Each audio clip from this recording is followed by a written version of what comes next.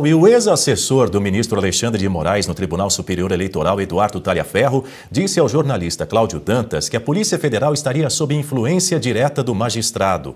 Talhaferro afirmou que foram presenciadas reuniões virtuais em que Moraes participava ao lado de delegados da Polícia Federal para definir estratégias.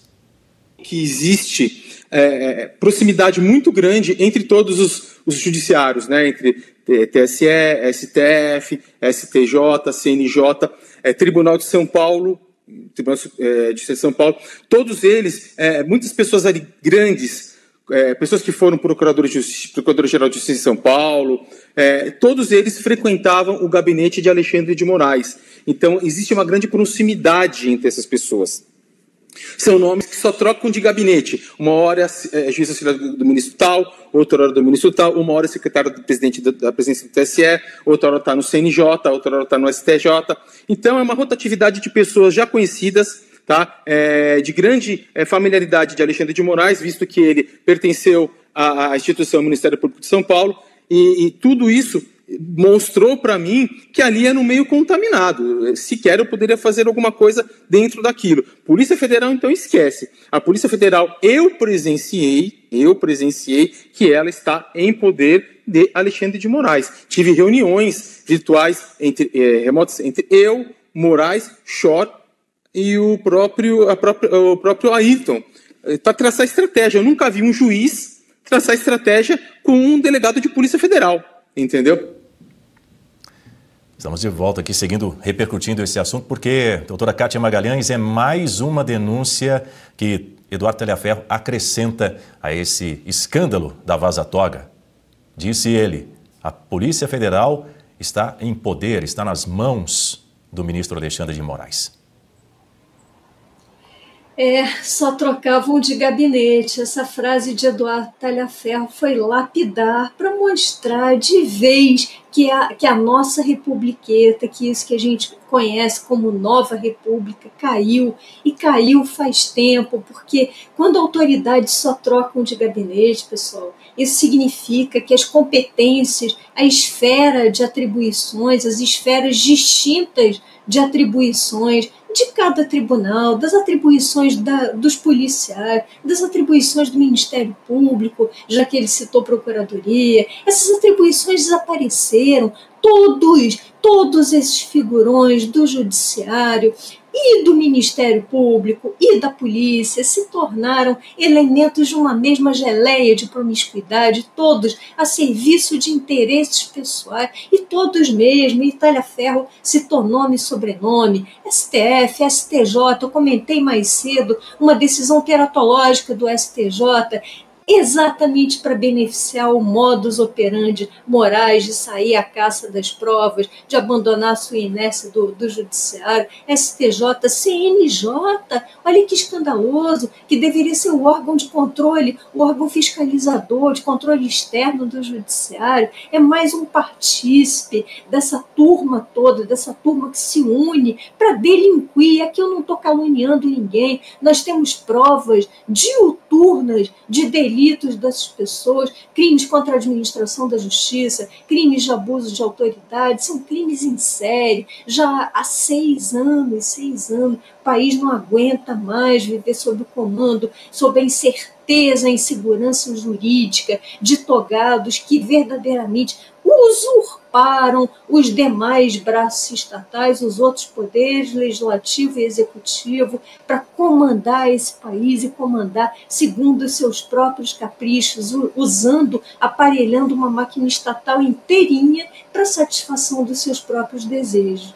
Isso é insuportável, é por isso que nós temos que ir à rua, é por isso que nós temos que pressionar veementemente o nosso parlamento, enquanto ainda resta parlamento, enquanto resta oposição, pressionar o parlamento para usar decretos legislativos que derrubem medidas autoritárias desses togados despóticos todos, pressionar o parlamento para derrubar essa lei do golpe, essa famigerada lei do golpe que não faz sentido algum e que, se derrubada, vai vai desmontar toda a estratégia desses julgamentos de farsa, inquéritos, etc. Então, gente, essa é a hora, vamos aproveitar um restinho de liberdade que nós temos, pressionar o parlamento, pressionar a opinião pública, antes que nós sejamos todos verdadeiramente amordaçados, e aí amordaçados, sabe-se lá por quanto tempo. 9h11, eu tenho que liberar a doutora Kátia Magalhães, mas não antes, sim, de agradecê-la pela gentileza de estar conosco como comentarista convidada aqui no Jornal da Oeste, primeira edição. Bom dia para a senhora e até uma próxima oportunidade. Bom dia, Daniel, Guta, João, nossos espectadores, sempre uma alegria. Até a próxima. Bom dia. Deixa eu trazer um outro ponto aqui para poder discutir com a Guta Pini e com o doutor João Bellucci. Doutor João Bellucci, o Eduardo Talhaferro nessa entrevista foi bastante enfático ao dizer que presenciou, testemunhou reuniões em que o ministro Alexandre de Moraes traçou estratégia juntamente com delegados. Pode isso? Não pode de maneira nenhuma. A doutora Kátia foi muito feliz na sua fala. Infelizmente, nós temos um clube de amigos, né? Um clube do poder que opera no Brasil, mas isso é antigo, né? Centenário, não é de agora. Você tem né, o Brasil do patrimonialismo, dos donos do poder atuando em todas as esferas, sempre para os seus próprios interesses. Talvez o caso do CNJ seja o mais gritante para todos nós, que é o Conselho Nacional de Justiça. Ele deveria fazer uma espécie de balanceamento ali dos poderes. Mas, por uma dessas jabuticabas brasileiras, o CNJ é presidido pelo mesmo presidente do Supremo, ou seja, quando que ele vai fazer um contrabalanceamento ao poder? Isso não existe. E um outro exemplo muito sintomático dessa atuação de clube de amigos, que é a tripartição de poderes no Brasil, né, poder executivo, legislativo e judiciário, que, em verdade, quem manda nesses poderes é um grupo de sócios, né, de amigos. É o caso do Flávio Dino, que era legislativo, né, eleito senador, passou para o executivo, ministro da Justiça, e depois passou para o judiciário para julgar atos que envolviam quando ele era ministro da Justiça. Ou seja, em qualquer república normal, né, do mundo, isso seria um escândalo de ordens estratosféricas, ainda mais considerando que ele vocaliza que ele é comunista mesmo, a ideologia mais assassina da história do mundo. Então isso seria um escândalo de proporções nacionais, numa democracia convencional. No Brasil, é tratado com normalidade. Nós tivemos aquele outro caso que foi denunciado do Alexandre de Moraes consultar os cadastros da Polícia Civil, porque um assessor, porque um serviços na casa dele, ele queria saber se a pessoa tinha passagens pela polícia. Enfim, esses donos do poder utilizam-se do poder para isso mesmo. De vez em quando a gente fica sabendo.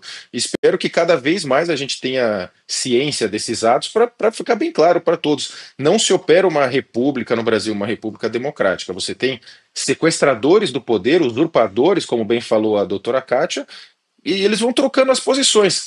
Como eu coloquei, o exemplo mais claro desse para mim é o Flávio Dino, de senador para ministro da Justiça para julgador de processos em que envolviam interesses diretos dele e do grupo político do qual ele fazia parte, Daniel. Pois é, Guta Pini de volta com a gente aqui. Guta Pini, ontem em outra entrevista concedida ao portal Metrópolis, o Eduardo Talhaferro relatou que ele enviou aos Estados Unidos um material que, de acordo com ele, prova que o gabinete de Moraes, lá no TSE, fraudou relatórios para justificar uma operação contra empresários aliados, apoiadores do ex-presidente Jair Bolsonaro, isso lá em 2022. E ele disse ainda que mais pessoas podem ser sancionadas a partir dessas novas revelações. O fato do Talhaferro ter recorrido aos Estados Unidos, assim como Eduardo Bolsonaro e outros parlamentares que fizeram diversas viagens ao exterior para falar das violações no Brasil, demonstram a falência das nossas instituições. Não temos a quem recorrer no Brasil.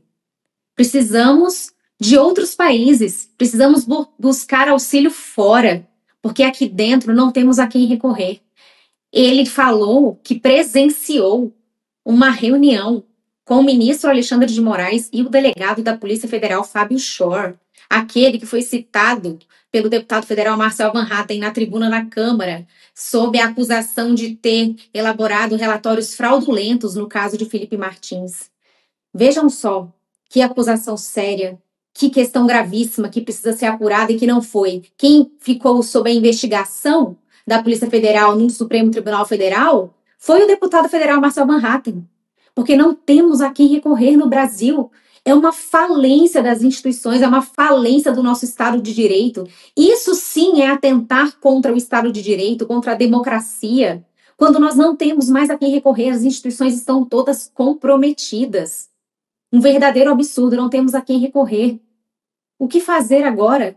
Aguardar novas sanções, esperamos que venham mesmo, mas o ministro já foi sancionado e nós não vemos recuo por parte dele. Nenhum recuo, nenhum sinal. O próprio ministro Gilmar Mendes, semana passada, em uma entrevista, dando indiretas ao presidente americano, ao falar sobre o Epstein Files, dizendo que nós não podemos nos meter em assuntos dos Estados Unidos, eles também não podem se meter aqui. Então, imagine se a gente começasse a falar sobre os arquivos de Epstein. O que foi isso, senão uma indireta ao presidente dos Estados Unidos? Então, realmente, falência das nossas instituições, como a doutora Kátia falou e o Belucci também, esse clube de amigos que existe no Brasil, que eles só trocam de gabinetes, e isso reforça o que o deputado federal Luiz Felipe de Orleans e Bragança fala no livro dele, Porque o Brasil é um País Atrasado. Ele fala que no Brasil que existe uma oligarquia. O que é uma oligarquia? São poucos no poder. Aqueles poucos no poder que comandam todo o país. Não é uma democracia em que o poder é exercido em nome do povo e existe uma repartição do poder. Não, é uma oligarquia, são poucos. E só resgatando também o que o Belucci falou sobre os donos do poder, que estão aí sempre trocando de lugar, vamos relembrar que o ministro Luiz Roberto Barroso recebeu na semana passada uma medalha Raimundo Faoro. Gente, é realmente o país dos absurdos.